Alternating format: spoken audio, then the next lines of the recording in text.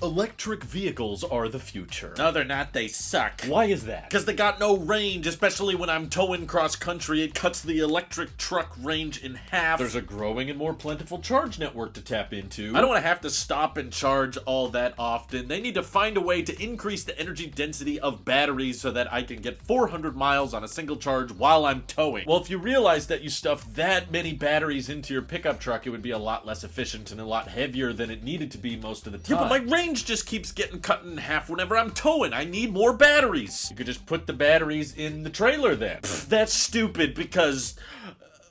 Ooh. Okay.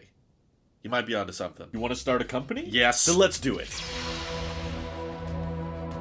It's not often on this channel we get to talk about a new startup that catches my attention, and this is definitely one in its early stages, so I wouldn't be surprised if it kind of fizzled out and died, because sadly that happens a lot in the startup world. But I do think that the idea is sound and something that's come up a lot in the comments that I've seen a lot of people suggest, so I thought it'd be cool for the people that are in favor of putting more battery packs into electric vehicle accessories so that they don't hurt the range of the vehicle that much. I want as many of you guys as possible to be aware that there's a company that's actually trying to do that, and they're called Lightship RV. They've developed this hyper-efficient aerodynamic trailer that expands into a whole RV as needed, but also can condense down into a very teardrop-friendly shape, which I'm sure even Aptera would appreciate. Of course, they covered it with 3 kilowatts of solar, and they're putting several different large battery packs in this thing. The entry-level option is 40 kilowatt hours, and the high-end option is 80 kilowatt hours. And I should preface from the beginning that this is absolutely a higher class kind of rich person toy. This is not something that everyday people are going to be able to afford, at least for its first generation. Kind of similar to the first electric pickup trucks that are not very affordable, but I think a lot of people can justify that expense. In fact, there's lots of people buying F-150 Lightnings or Rivian R1Ts or even those stupid electric Hummers despite not spending that much money on previous vehicles because they know they don't have to worry about oil changes or gas prices. They get to just pay for electricity, which means all of these vehicles relative to their platform are much cheaper to own than their gas alternatives. And I think the similar argument could be made with this Lightship RV. The starting price is like $120,000. I know that's a lot, and they have options that spec even higher than that, but the point is, I think for a lot of people they might be comparing this to the price of a house. Like, well, that's cheaper than buying a house, and if I actually have a long-range electric vehicle that can tow a fairly large living space that has a bathroom, has a shower, has a kitchen, and has great views of the outdoors, that allows me to live more on the road. You know, I could imagine tons of people getting their Starlink for RVs partnered with this accessory, and they've got something pretty compelling in my opinion. By stuffing these battery packs into the trailer, they figured out a way to build their own powertrain into the trailer that works in conjunction with the pickup truck that it's towing, which means, based on their math, this should have very little effect on your electric pickup truck's range, if any at all. They said to Electric in their testing that when partnered with a gas pickup truck, it actually increased the fuel economy of the pickup. So I think that says a lot about how efficient this is. And of course, here at Tailosive EV, we're big fans of anything that has a huge emphasis on efficiency. But the trailer argument has always been a difficult one. Anytime we're talking about electric pickup trucks, and I try to tell people that you can live with less range, it all comes back to, what about the towing though? We need to tow. We need to be able to tow great distances and haul lots of equipment, or, you know, haul a RV or a camper on the back, whatever it is. And we know as a rough estimate that with pretty much all these electric pickup trucks, if you're towing at their near max capacity, you need to just cut the range estimate in half, and you'll probably be even lucky to get that. But this vehicle with supplemental batteries, I think makes a lot of sense despite the high price, but I do think long term the goal is to get their battery costs lower, especially with the amount of volumetric space they have with trailers like this. That means they could probably easily use lithium iron phosphate batteries, which are known to be cheaper, and sure, they're not as energy dense, but the trailer like that, it's not going for high energy density. It's just trying to have a little bit of extra energy to help push the trailer along with your truck, and I assume regenerative braking and the solar helps complement that. So the problem I've always had with just making a higher range pickup truck like 500 miles, let's say, is that means the vast majority of the time when you're not towing cross country and you're you're just driving around town and running errands and stuff, that pickup truck is hauling around all of this extra weight from these batteries that it doesn't need, and that eats into the efficiency, not to mention that eats into the total price of the truck. So that's why I don't think there's a huge emphasis right now from any electric truck maker to develop a 450 or 500 plus mile range, because they know that it would be priced out of a lot of people's budgets and it would make the vehicle horribly inefficient for most driving. This, however, allows you to tap into that extra battery capacity when you need it, but of course you can disconnect and detach from it when you don't. And I find that a much more applicable scenario. In fact, I'd be very curious to see this company Lightship come up with other versions of this platform that aren't necessarily recreational vehicles. Maybe in the future, if they're willing to expand and go after a wider market, they can just do cargo trailers or trailers that can hold horses or any number of cargo. And they don't need to be, ginormous, huge trailers that are big enough to live out of. They could be smaller that just carry 10, 20 kilowatt hours extra. And working with their powertrain and maybe covering that trailer in lots of solar cells, that allows that trailer on the back end to not impede on your electric truck's range all that much. And I know a lot of you are probably already thinking, for the RV version, for over $100,000, very few people would be interested in actually buying those. And for the most part, I agree, but keep in mind that there's plenty of people already dropping $40,000, $50,000 plus on Airstreams, and there's pretty much no cost or fuel savings with those vehicles because you gotta haul them all with your own energy, whether that's a battery pack or gasoline or diesel. And even when you're towing with a gas pickup truck, your efficiency tanks whenever you have that huge payload on the back, which means that you're paying more per mile for gas. But I'm just visualizing now with this startup, like, okay, imagine someone gets the L1 trailer and they partner it with their Max Pack R1T. Sure, it's like $200,000 in upfront investment. That's not going to be a mass market. But think of how much money they'll save by not having to stop at gas stations and being able to drive well over 300 miles without stopping and having a massive payload. Not to mention they have vehicle to grid or vehicle to home or vehicle to load capability with this trailer because it has 3 kilowatts of solar on it. So if you're out in the wild and you're out camping, the solar on the trailer can help power all of the appliances inside it, and also slowly, of course, over time, charge up your pickup truck as it needs more range. I've seen a lot of people suggest this, but this is the first time I've seen a startup actually